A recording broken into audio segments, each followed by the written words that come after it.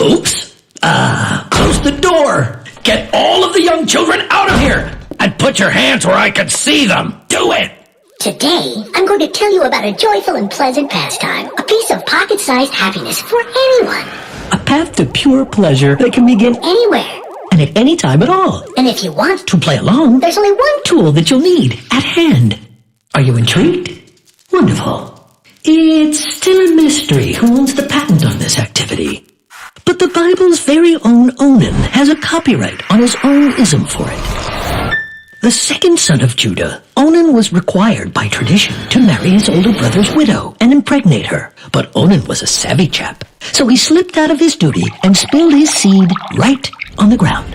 It's a mistake to think he was masturbating. In fact, he just didn't finish inside Tamar. Do you understand why? They liked things the way they were. And just for that, he had to pay with his life.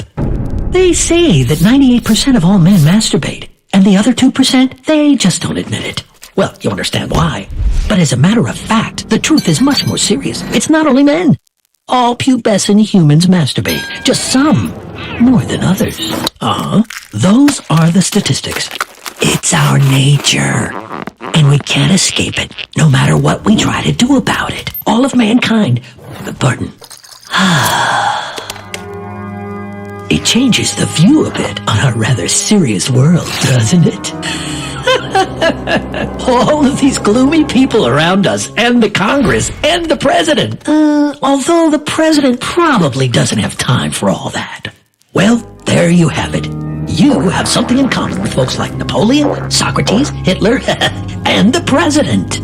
In ancient Egypt, by the way, the pharaohs ceremoniously masturbated into the Nile, and the Greeks had no problems with it whatsoever. They considered it the norm. And we won't even get into India and China, where the process was practically sacred. In the enlightened Europe of the 18th century, booklets claiming that masturbation led to blindness, epilepsy, hairy palms, gonorrhea, and loss of mental functions were exceedingly popular.